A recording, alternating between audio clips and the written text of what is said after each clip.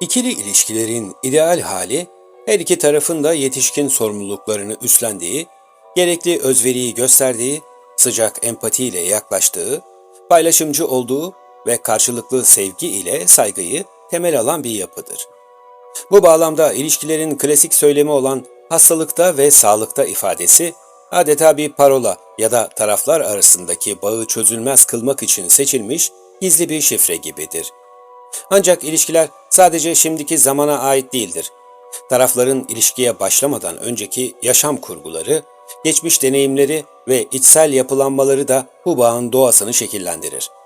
Bu nedenle aynı ilişki tarafların zihinsel ve duygusal yapılarında farklı biçimlerde politize olabilir.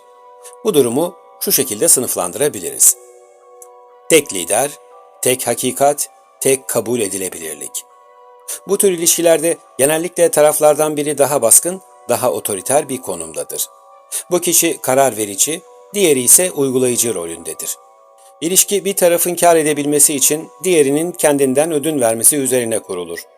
Bu dengesiz yapı uzun vadede sağlıklı bir ilişki dinamiği sunmaz. Transaksiyonel analiz kuramına göre bu düzende evin reisi olarak kabul edilen birey, sıklıkla eleştiren ebeveyn ve asi çocuk ego durumlarıyla hareket eder. Bu birey, kendi okeyliğini sürdürebilmek için karşı tarafın okey olmamasını sağlamaya çalışır.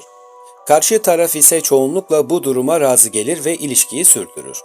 Ancak zaman içinde biriktirdiği kuponlar, yani bastırılan öfke ve öc alma arzusu bir gün aniden kullanılarak otoriter kişiyi terk etme kararlılığıyla sonuçlanabilir. Bu tür bir ilişkinin yaşam pozisyonu ben okeyim, sen okey değilsindir.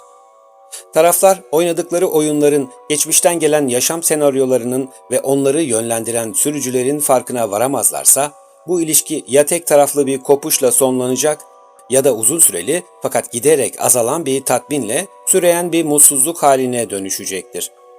Bu örnekte baskın otoriter bireyin yaşam sürücüsü büyük olasılıkla güçlü olur. Bu kişi çocukken ebeveynleri tarafından zayıflık sayılan yönleri bastırılmış ve güçlü olması gerektiği mesajını içselleştirmiştir. Diğer tarafın sürücüsü ise genellikle memnuniyet olur. Bu birey çocukluğunda çevresindeki kırılganlıkları gözlemlemiş ve başkalarını memnun ederek var olması gerektiğini öğrenmiştir. Bu ilişki modelinin daha sağlıklı olabilmesi için tarafların her ikisinin de hem içinde bulundukları kurguları, güçlü kalmasını sağladıkları inançları, onları motive eden sürücüleri fark ederek yetişkin ego durumlarını güçlendirmeleri gerekmektedir. Gizli koalisyon, sessiz çatışma, kayıtsız ortaklık. Bu ilişkide görünürde eşitlik vardır. Taraflar dışarıya karşı uyumlu ve dengeli bir birliktelik izlenimi sunarlar. Ancak derinlerde birbirlerine karşı bastırılmış öfke, hayal kırıklığı ve karşılanmamış beklentiler birikir. Bu adeta sessiz bir savaşın sürdüğü görünmez bir cephe gibidir. Koalisyon vardır. Fakat bu birliktelik bir sevgi birliği değil, çoğu zaman ekonomik ya da sosyal bir zorunlulukla sürdürülür. Transaksiyonel analize göre bu ilişkinin tarafları uyumlu çocuk ve eleştirel ebeveyn egolarını dönüşümlü olacak şekilde kullanır. Yaşanan çatışmalar ya açık ya da örtük olmak üzere devam eder. Yaşam pozisyonları ben okeyim, sen değilsin ya da ben okey değilim, sen okeysin şeklinde değişir. Zaman zaman gerginlikler ve sonunda yaşanan yorgunluk durumları bu kişilerin her ikisini de ben okey değilim, sen okey değilsin pozisyonuna kadar götürür. Tarafların geçmişten getirdiği sürücüler şu şekildedir. Biri için mükemmel ol sürücüsü baskınken diğeri için çabuk oldur. Bu tip bir ilişkide sürücüler yaşanan ego durumuna göre karşılıklı değiş tokuş edilebilir. Duyguların ön planda olmadığı bu ilişkiler genelde uzun ömürlüdür. Ali Rıza Bey, ağzımızın tadı kaçmasın gibi bir düsturla ilişkinin romantize hali giderek zayıflar ve duygulardan uzak bir ilişki yaşanır. Kurtarıcı, kurban, zalim, otokratik bağımlı. Bu ilişki tipinde taraflar birbirlerinin hayatında sabit bir rol üstlenirler ve çoğu zaman bu rol değişimli olarak birbirine geçer. İlişki başta büyük bir bağlılık, yoğun bir ilgi ve kurtarma arzusu içerir. Ancak zamanla bu dinamik sağlıksız bir döngüye dönüşür. Üç rol dönüşümlü olarak şu şekilde işler. Kurtarıcı, diğer tarafı düzeltmesi, iyileştirmesi gerektiğine inanır. Sorumluluğu üstlenir ama karşılığında gizli bir itaat ya da minnet bekler.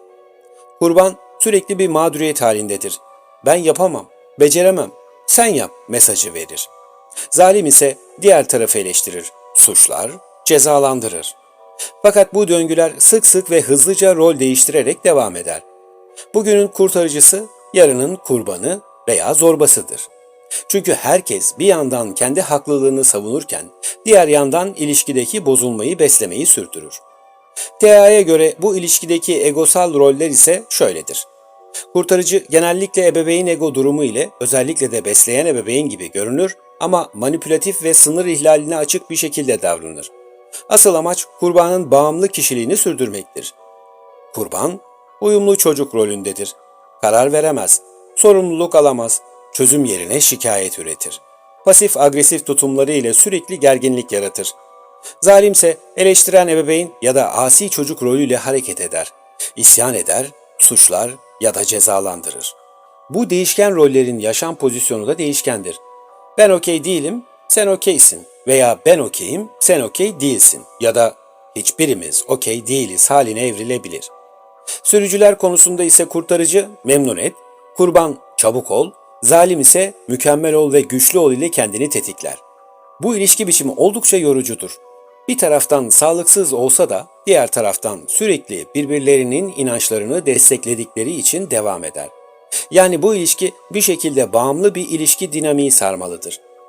Peki bu sağlıksız ve yorucu durum sonlanabilir mi? Elbette. Ama tarafların önce drama üçgeni içindeki rolleri ve uyguladıkları senaryolarını fark etmeleri gerekir. Sonrasında yapıcı bir yetişkin ego ile şimdi ve burada da çözüm yolları için kendilerine fırsat vermeleri gerekir. Yetişkin, modern, mesafeli, sözde demokratik. Bu ilişki modeli uygar dünyanın yarattığı başarılı olma ve mükemmel olma takıntısı ile sürekli kontrollü olmanın getirdiği taktiksel bir birlikteliktir. Dışarıdan bakıldığında tarafların çok iyi anlaştıkları, hiç sorun yaşamadıkları gibi bir şeffaflık içerdiği sanılır. Oysa içeride sağlam ve katı duvarlar örülüdür. Çocukluktan gelen bastırılmış duygular, oluşturulmuş ama saklı tutulan senaryolar, yüzleşilmemiş korkular dışarıya yansıtılmaz. Bu tip bir ilişkide duygular hesap kitap üzerinden azar azar belli edilir. Kırılganlıklar yüzünden her an parçalanabilecek cam bir vazo gibi dikkatle hareket edilmesi zorunludur. Yoksa dışarıya yansıtılan sağlıklı ilişki imajı birdenbire yok olabilir. İlk bakışta sen okeysin, ben okeyim pozisyonunda gibi gözükse de gerçekte taraflar arasındaki sessiz anlaşma yüzünden birbirlerine fazla yaklaşamazlar. Bu aslında yetişkin ego durumundan çok eleştiren ebeveyn ve uyumlu çocuk egolarının yönettiği bir ilişki dinamiğidir. Mükemmel ol ve çabala sürücüleri hep ön plandadır. Bu birliktelik devam eder mi? Eder ama giderek sahte roller aralarındaki duygusal mesafeyi daha da aşacaktır. Ve son ilişki. Bağlı, demokratik, özgür, barış taraftarı. Bu ilişki türü duygusal olgunluğun ve kişisel farkındalığın bir ürünüdür. Taraflar birbirlerini değiştirme, düzeltme ya da kontrol etme güdüsünden çok uzaktadır. Aralarındaki bağ, bağımlılığa değil, özgürlük içinde kurulan bir bağlılığa dayanır. Bu ilişkide karşılıklı saygı, sevgi, olgun ve herhangi bir rolün baskısı altında değildir. Görevden çok tarafların alacağı sorumluluklar baskındır. Yapıcı ve çözüm odaklı olan yetişkin ego ile hareket ettikleri için zaman zaman besleyici ebeveyn ve doğal çocuk egosu da ortaya kendiliğinden çıkarak ilişkiyi canlı tutar.